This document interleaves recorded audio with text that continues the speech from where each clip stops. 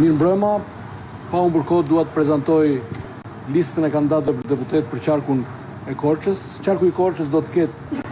10 mandate deputeti këtë herë në këto zgjedhje. Me formulën e kodit zgjedhor, siç e dini, lista e mbyllur është 30% e listës e numrit total të deputetëve, do të thotë ne kemi 3 deputet në listën e mbyllur. Do të jetë Niko Peleshi, Romina Kuko dhe Genti Lakollari. Romina Kuko është lindur në Korçë në vitin 1984, shëritur në Korçë, pastaj është shkolluar në psikologji në Universitetin e Sheffieldit, ka bërë një sër kualifikimesh të tjera pas universitare, ka një karrierë tashmë të gjatë në administrat, por edhe në organizata ndërkombëtare, siç është OSBE. Aktualisht është kryetare e Këshillit Bashkiak të Tiranës, por do të rikthehet në Korçë në vendlindjen e saj. Është zëvendës ministre e Ministrisë së Punëve të Brendshme, ka dhënë kontributën e vet, siç e thash, jo vetëm në administratën tonë shtetërore, por edhe në organizma të tjerë. Ka një eksperiencë pra të gjatë dhe jam shumë i kënaqur që do të jetë pjesë e skuadrës sonë, do t'i bashkohet skuadrës tonë në qarkun e Korçës. Genti Lakollari është një djalë i ri nga Devolli, i cili është aty për të respektuar në radhë të parë një krain të qarkut Korçës me vlera, me tradita, që meriton patjetër të ketë, siç e kemi tradit, Partia Socialiste të ketë deputetin e vet të sigurt, ndaj është vendosur në listën e sigurt. Por do të jenë 2 djemë të ri, do ta them më poshtë, që do të punojnë në Devoll dhe që do të përbëjnë modelin që na diferencon ne si Parti Socialiste në atë bashki, në qarkun e Korçës, po specifikisht në bashkinë e Devollit, 2 djemë të rinj të shkolluar, punëtor. Genti është me një eksperiencë të gjatë në Partinë Socialiste, ndonse është djalë i ri, e ka filluar nga antari thjesht i partisë, është bërë kryetari i Partisë Qytetit, tani kryetari i bashkisë, i Partisë Socialiste për bashkinë e Devollit, është aktualisht nën kryetari i bashkisë së Devollit. Siç e thash, dëshiroj që përmes shembullit të Genti Lakollarit të inkurajojmë gjithë të rinjtë të rejat në Devoll, qarkun e Korçës dhe në gjithë Shqipërinë, për treguar se si brenda Partisë Socialiste bëhet karriera përmes punës. Ai ka punuar me përkushtim në çdo fushat dhe mbase sot surprizohet kur dëgjon emrin në listën e mbyllur. Natyrisht që e di, jemi konsultuar edhe me Partinë Socialiste, por besoj do të jetë surprizë për të. Për gjitha këto arsye, ai do të jetë në listën tonë të mbyllur dhe do të punojë krah për krah me një kandidat tjetër që do ta lexoj më vonë. Tani fillojmë me listën e hapur, sipas rendit alfabetik, që mos krijojmë asnjë keq kuptim. Alfons Oldashi është një djalë i ri, lindur në 12 shkurt 1998 në Pogradec. Vjen nga platforma Deputeti që duam, është administrator i Njësisë Administrative Buçimas, aplikoi në platformë si një i ri socialist që ka ecur në Partinë Socialiste, është antar i Asamblesë Kombëtare, por shprehu ambicien e vet për të qenë në listën e kandidatëve për deputet. Unë i uroj Alfonsit suksese, natyrisht, dhe jam i sigurt që eksperiencën që ka krijuar me punën në komunitet do di tani ta kthej në vota për Partinë Socialiste, duke punuar kryesisht në bashkinë e Pogradecit, por jo vetëm, siç e dini, çdo deputet do të jetë deputet i qarkut të Korçës. Ariani Aullari është lindur në Korçë në 22 maj 1960, ka një eksperiencë, pra siç e shikoni, ka kandiduar në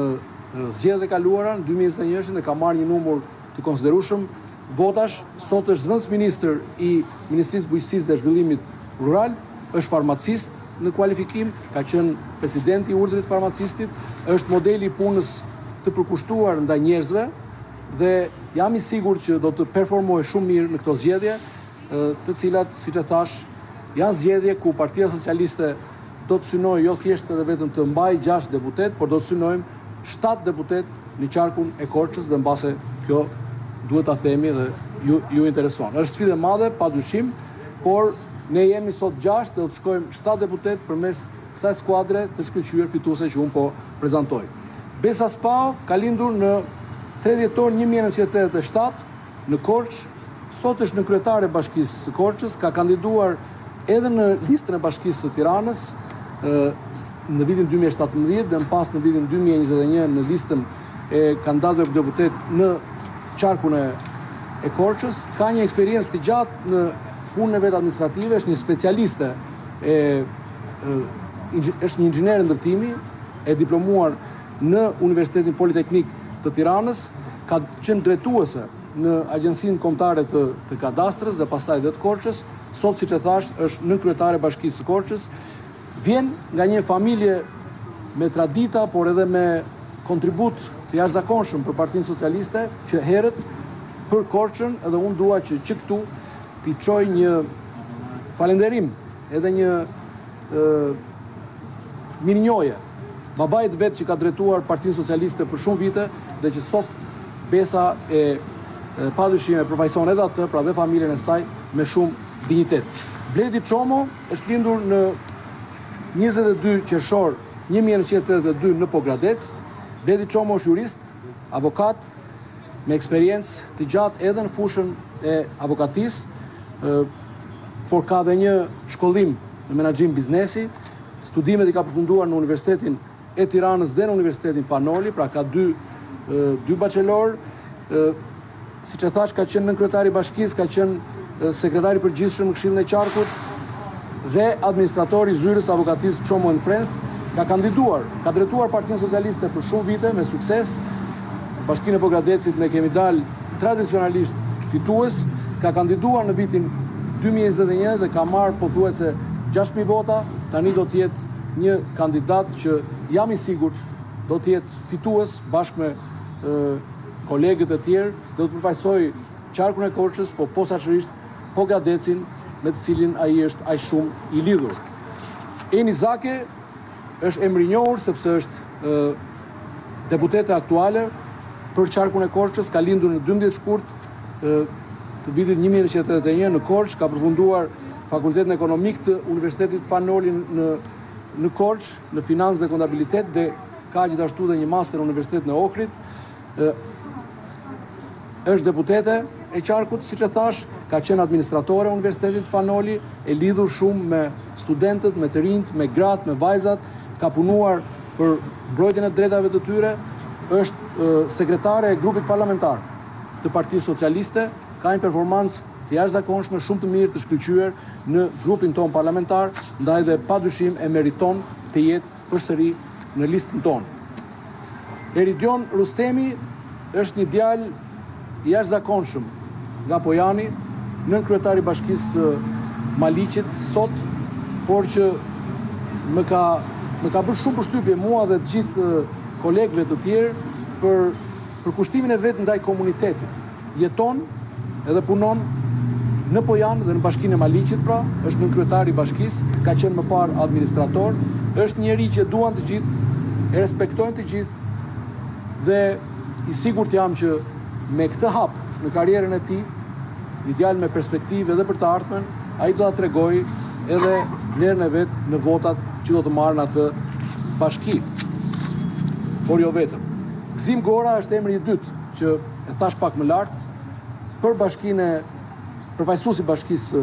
Devollit, natyrisht në listën e qarkut ton. Ai ka lindur bilisht në vitin 1988, siç e shikoni përgjithsisht, mosha është e re e kandidatëve tanë. Ka përfunduar studimet në Universitetin Politeknik të Tiranës, dega inxhinieri mekanike dhe master shkencor në energjetik. Prej 13 vitesh punon në sektorin privat si menaxher projektesh, është pra një profesionist shumë i mirë, nuk është ndarë nga Devolli për asnjë moment, ndonse tani punon në Tiranë, është prezent çdo javë në Devoll, është një djalë i mirë i Devollit, nga një familje e shkëlqyer. Siç e thash, modeli jonë është Genti Lakollari dhe Gzim Gora, dy djemë të shkolluar, punëtor, të jashtëzakonshëm, me të cilin ne do tregojmë edhe do t'i japim Devollit atë që meriton, pra një përfaqësim shumë të mirë të njerëzve të punës. Devolli e zona më punëtore, mbase në Shqipëri, unë njihem për lokalist, kështu që mos ma vini re që flas me superlativa sa bie fjala për vendlindjen time edhe për qarkun tonë. Ilirian Pendavinji është emër gjithashtu i njohur, ka 3 mandate deputet, ka lindur në 16 maj 1971, ka mbaruar studimet në Fakultetin e Mjekësisë në Universitetin e Tiranës, i specializuar në nefrologji, ka kontribuar dhe ka një karrierë të mirë në zanatin e vetë pra si mjek dhe na është bashkuar prej vitesh në skuadrën tonë përfaqësuese. Ka përfaqësuar qarkun e Korçës në parlament, është modeli edhe njëherë them i një politikani që nuk e haron asnjëherë lokalitetin. Ne kemi parë edhe politikanë që pasi veshin kostumin e deputetit, më pas mendojnë se karrika ku ulen do t'jetë e përjetshme dhe mbase ndryshojnë. Iliri është nga ata miq, nga ata shok, nga ata koleg, deputet që nuk ka ndryshuar asnjëherë, ndaj dhe është një figurë e dashur dhe vlerësuar për qarkun e Korçës. Do ta tregojnë edhe këto zgjedhje se si do të vlerësohet nga votuesit tanë. Vasil Steliovski është gjithashtu një emër që mund ta njihni, ka qenë deputet për pak kohë në parlamentin e kaluar, ka qenë në listën e kandidatëve për deputet edhe në vitin 2021, është kryetari i Aleancës së Maqedonisëve për Integrim Evropian, AMIE, është një parti me cilin e kemi nënshkruar edhe kemi një bashkëpunim, kemi nënshkruar edhe një marrëveshje lokale, themi, për lokalitetet ku ka komunitet Maqedonas, kryesisht në zona e Korçës, por jo vetëm, e dini që në zonën e Dibrës dhe të Kukësit ka disa lokalitete me prezencë të komunitetit Maqedonas, më falni, por Bashkia e Pustecit, siç e dini, ka edhe përqindjen dhe numrin më të madh të komunitetit Maqedonas, do të përfaqësohen nga Vasil Steliovski për partinë e vet, po dhe Partia Socialiste natyrisht e përshëndet, e përgëzon dhe e mbështet Vasilin si një përfaqësues të listës së Partisë Socialiste në këto zgjedhje.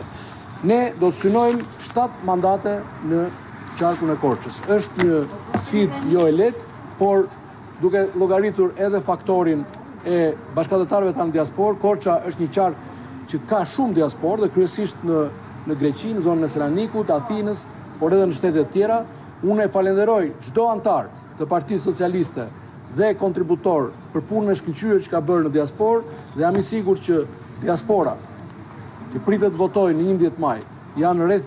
mbi 20.000 korçarë që janë regjistruar në ato lista, do të vlerësoj punën e bërë deri tani, ambicien tonë për integrimin në Bashkimin Evropian brenda këtij mandati që vjen. Diaspora do të bëhet pjesë e historisë më të lavdishme për të vendit tonë, të antarësimit në Bashkimin Evropian, ndaj dhe do të votoj Partinë Socialiste. Dinjola, jo nuk e ka marruar. Pse? E thash që e kemi me rend alfabetik dhe nuk mund të haroj në asnjë mënyrë. Dinjola Rota është lindur në 14 maj 1987 në Korçë, ka përfunduar studimet në Universitetin e Tiranës për matematik fizik, ka bërë master shkencor në matematik, pra është një matematiciene, ka punuar mësuese në gjimnazin, Themistokli Gërmënji, sot është drejtorisë rajonale të arsimit para universitar në Korçë, ka punuar gjatë kësaj kohe jo vetëm në qarkun e Korçës, por siç e dini, drejtoritë rajonale arsimore mburojnë rajonet, pra dhe në qarkun e Elbasanit dhe të Beratit, është e palodhur, është gjatë çdo javë në shkollat tona, punon shumë afër komunitetit të mësuesve dhe jam i sigurt që të gjitha ato shprehi edhe aftësi të punës